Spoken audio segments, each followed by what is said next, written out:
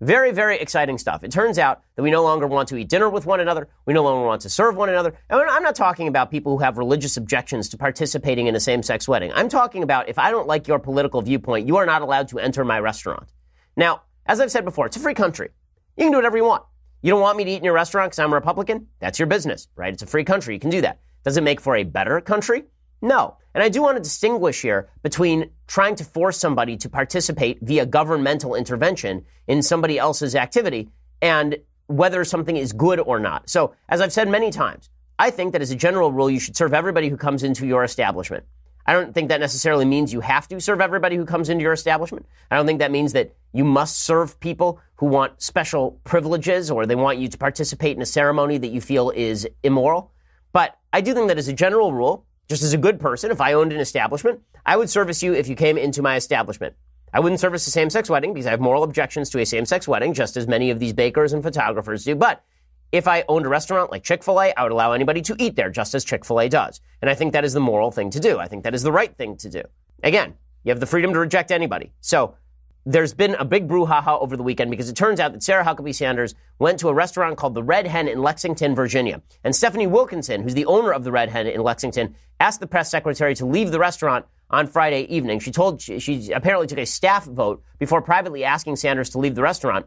And Sanders replied, "That's fine, I'll go."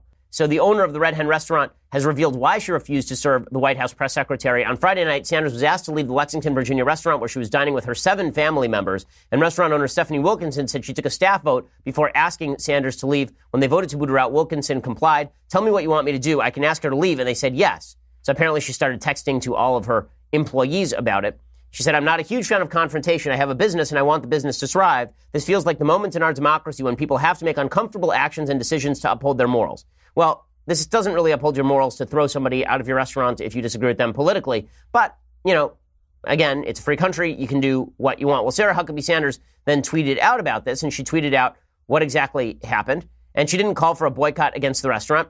She said, "Last night I was told by the owner of the Red Hen in Lexington, Virginia to leave because I work for the president, and I politely left. Her actions say far more about her than about me. I always do my best to treat people, including those I disagree with, respectfully, and will continue to do so." So there are a bunch of separate issues we need to separate out here. 1, is it bad to throw people out of your restaurant because you disagree with them politically? The answer is yes. 2, do you have the right to tweet about it? The answer is yes. 3, do you have a right to boycott that restaurant because of that activity? The answer, of course, is yes. Now, when are boycotts appropriate? Well, I think a boycott of the Red Hen here is not inappropriate. The reason being that it's appropriate to boycott a restaurant or a photographer or a baker, for that matter, if their private political perspective translates over into their business.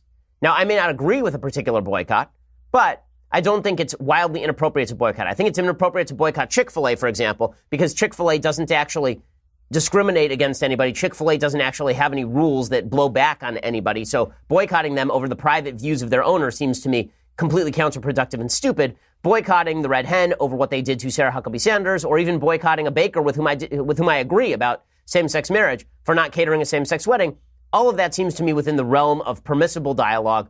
All of that makes a certain amount of sense, even if I agree with what one business did and disagree with what another business did. But instead, what the left has done is the left, which says that you should not be allowed. The government should force you. The government should force you to bake that cake. The government should force you to make that pizza. The government should force you to photograph that wedding. The same left that says it's wonderful that a business just kicked out Sarah Huckabee Sanders. That I don't understand at all. To make that case requires an amount of hypocrisy that is well beyond the norm. And even some folks on the left are acknowledging this, right? Like the Washington Post editorial board wrote a piece saying that people should let Sarah Huckabee Sanders basically eat where she wants to eat. The Washington Post says, "Those who are insisting that we are in a special moment justifying incivility should think for a moment how many Americans might find their own special moment. How hard is it to imagine, for example, people who strongly believe that abortion is murder deciding that judges or other officials who protect abortion rights should not be able to live peaceably with their families? Down that road lies a world in which only the most zealous sign up for public service. That benefits no one." I think that's exactly right from the Washington Post. Shockingly, they get this one right. Now, the reality is this stuff does benefit President Trump. It does benefit President Trump because when you escalate these conversations to the point of no return, when you escalate to the point when we can't have a civil society together, then Trumpian punching looks pretty good. It looks pretty good. I'll give you an example. So this was not the worst example over the weekend. There were several examples of this sort of uncivil, boorish behavior over the weekend. So Kirsten Nielsen, this happened late last week. She was eating at a restaurant in Washington, D.C., and a bunch of protesters decided to crash the restaurant. It wasn't the owners. The owners were fine with her eating there. A bunch of outside protesters decided to crash the restaurant and to yell at her until she left. And then she did leave.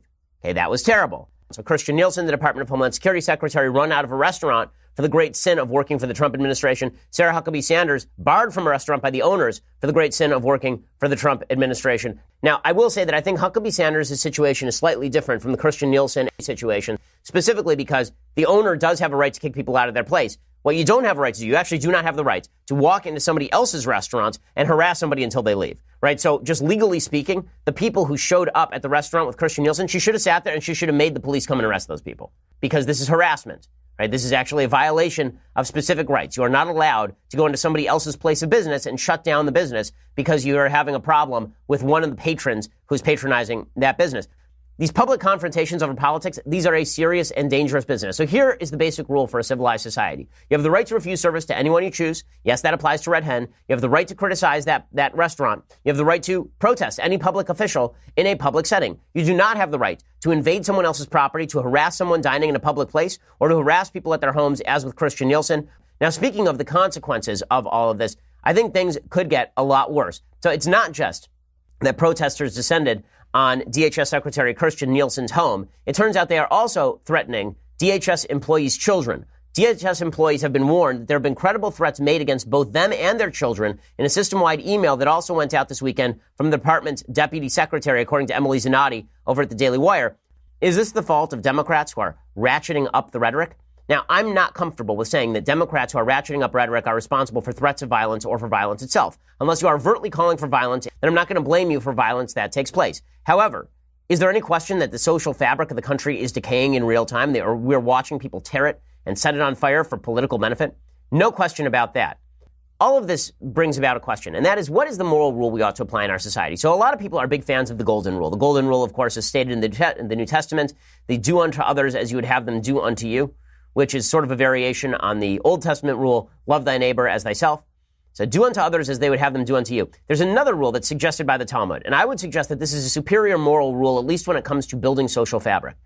And that moral rule comes courtesy of the elder Hillel. So there's a famous rabbi whose name was Hillel, and there's a famous story in the Talmud, and it goes something like this. There's a guy who came to a famous rabbi named Shammai, and he said, I want you to teach me the entire Torah while I stand here on one foot, right? He's trying to mock Shammai. And Shammai threw him out and got angry at him. And then he went to Hillel, who was famous for being a lot more tolerant. He went to Hillel and he said, I want you to teach me the entire Torah, meaning the entire Old Testament philosophy, while I stand here on one foot. And Hillel said back to him, that which is hateful to you, do not unto others. The rest of it is commentary. Now go and learn. Right? So he said that's the theme. Now, there's a difference between those two rules. Do unto others as that you would have them do unto you is not quite the same rule, the golden rule, as what's called the silver rule, which is that which is hateful to you, do not do unto others. Okay, I believe the silver rule is a better rule for governing our relations in public society than do unto others as you would have them do unto you. The reason I think that it's a superior rule is because do unto others as you would have them do unto you makes your standard of personal behavior the standard for everyone else. So what you could say, you could see a situation in which you say, listen, if I were a Nazi, I hope that people would come to my restaurant and shut me down. If I were working for Trump, I hope that people would come to my restaurant and shut me down. If I were pushing this immigration policy, I think that people totally should threaten my kids. Right? Because and I'll do unto others as I would have them do unto me. If I were a bad person like that, then I'd be fine with that. Right? But the counter rule, that which is hateful to you, do not do unto others, is not quite the same thing. That is, it doesn't matter your moral status or how you perceive yourself to be a more moral person, a better person. If you don't like someone doing something to you right now, not as you perceive yourself to be, if you don't like somebody doing something to you right now, then you shouldn't do it to somebody else. If you don't like somebody shutting down your dinner, don't shut it down anybody else's dinner. If you don't like the idea somebody's going to threaten your kids, don't threaten somebody else's kids. The prohibitive rule, in my view, is a much better rule just in terms of interpersonal relationships, not community, not religious community relations. I would say the do unto others as you would have them do unto you rule is very good for communal relations in a religiously like-minded community. So in my Jewish community, for example, do unto others as you would have them do unto you is a fine rule because I would have people give me charity, so I should give them charity. Right? I would have people be kind to my kids, so I'd be kind to their kids. But that's because we have a general same view of the world. If I don't have the general same view of the world as you, then my inclination to use the golden rule would be, well, if I were as nasty as you, I hope somebody would do that to you. But the silver rule says, doesn't matter how nasty I think you are. I don't want somebody doing that to me. They don't get to do that to you. Right? That's the silver rule. So I'd say the silver rule in social relations is actually superior to the golden rule, and this is why. Now, with all of that said, President Trump responds not by calling us to the better angels of our nature, but by being fully Trump. I mean, dude is just unstoppable. So President Trump, he decides that he's going to tweet out about the Red Hen situation regarding Sarah Huckabee Sanders. Quote, "The Red Hen restaurant should focus more on cleaning its filthy canopies, doors, and windows. Badly needs a paint job, rather than refusing to serve a fine person like Sarah Huckabee Sanders. I always had a rule. If a restaurant is dirty on the outside, it is dirty on the inside."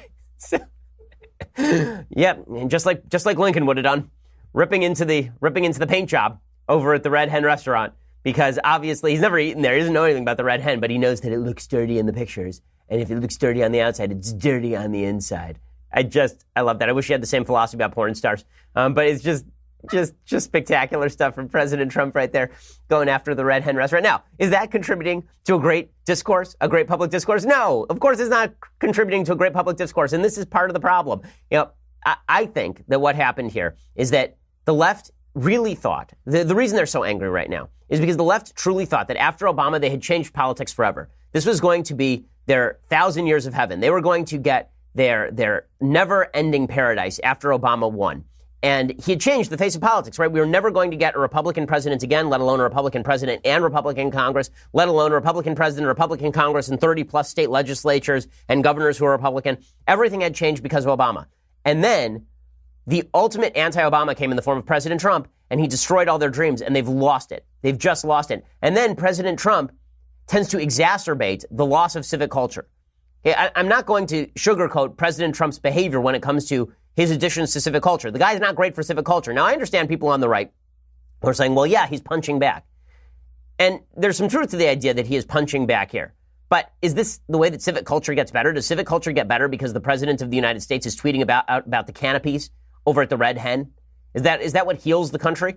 No, of course not. So maybe you think the country is beyond repair. Maybe you think the country is beyond healing, and all we can do at this point is just punch each other in the face as hard as we can. I don't think it is. I think that there is a civic engagement that needs to happen here, but it's not going to be led by the leadership on either side, apparently.